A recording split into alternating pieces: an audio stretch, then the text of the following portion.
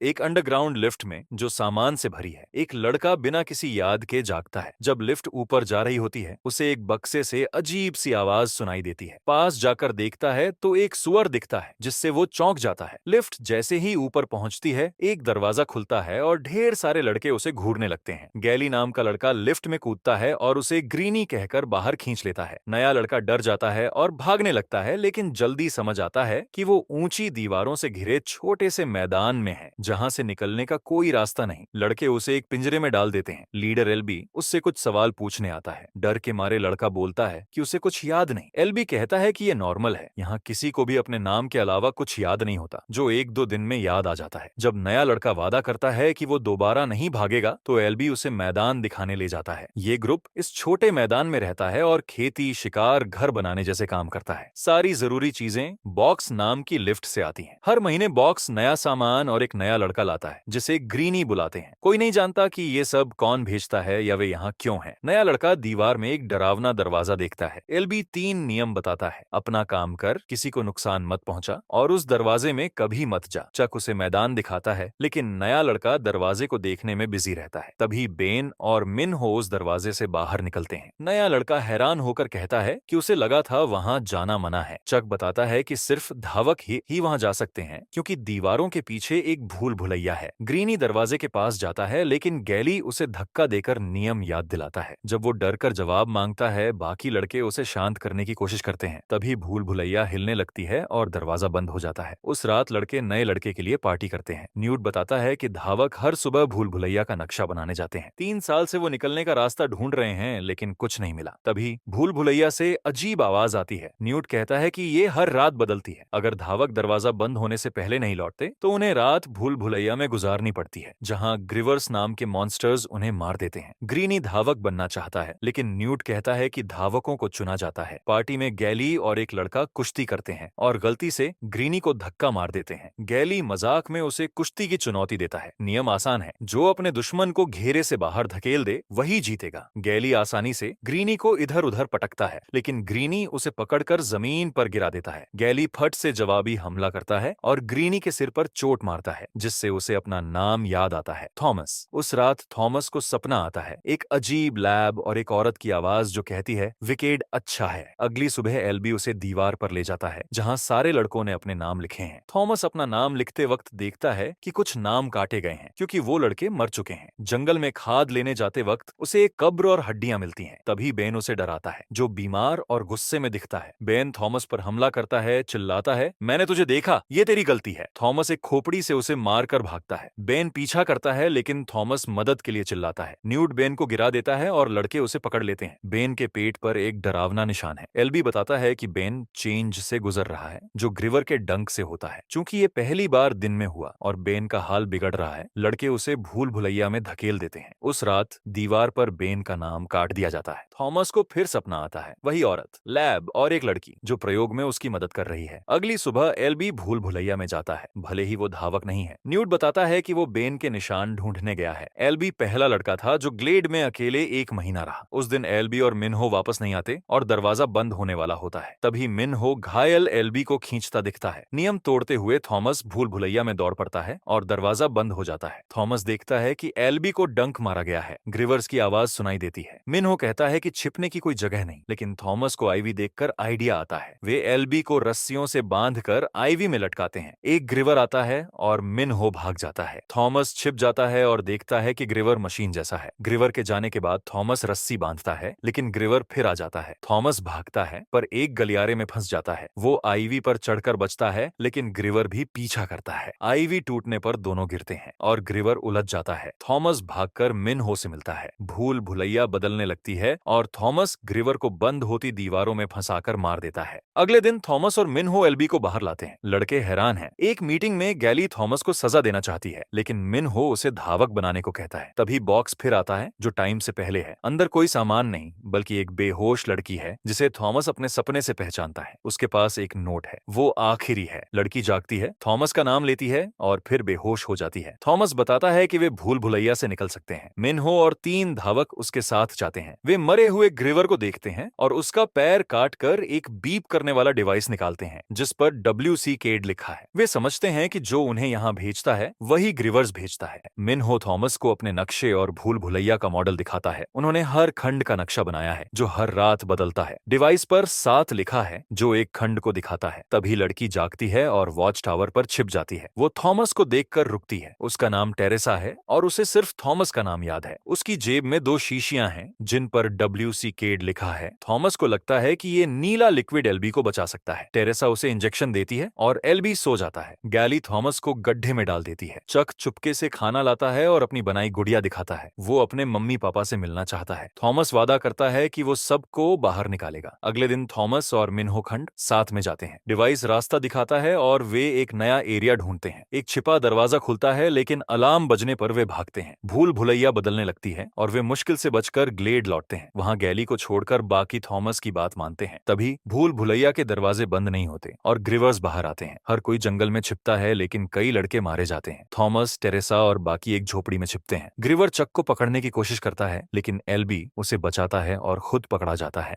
Thomas खुद को ग्रिवर का डंक लगाता है और बेहोश हो जाता है। सपने में वो विकेड, टेरेसा और प्रयोग देखता है। जागने पर वो टेरेसा के साथ गड्ढे में है। वो बताता है कि विकेड ने उन पर टेस्ट किए और ग्लेड एक एग्जाम है। गैली थॉमस और टेरेसा को भूल भुलैया में फेंकना चाहती है लेकिन थॉमस गार्डों को गिराकर भागता है। आधे लड़के उसके साथ खंड 7 में जाते हैं। वहां वे ग्रिवर से लड़ते हैं। टेरेसा और चक डिवाइस से दरवाजा खोलते हैं। मिन्हो खंडों का क्रम बताता है और वे सुरंग में घुसते हैं। एक मॉडर्न बिल्डिंग में पहुंचकर वे मरे हुए साइंटिस्ट और एक वीडियो देखते हैं। एवा बताती है कि विकेड ने सूरज की तबाही और फ्लेयर वायरस के बाद बच्चों पर टेस्ट किए। ग्लेड एक टेस्ट था। गैली, जिसे डंक मारा गया है, टेरेसा पर गोली चलाता है लेकिन चक को लगती है। चक मरते वक्त थॉमस को गुड़िया देता है। हथियारबंद लोग उन्हें हेलीकॉप्टर में ले जाते हैं। एवा, जो जिंदा है, कहती है कि दूसरा फेज शुरू हो गया है। Please subscribe and press the bell icon for more videos.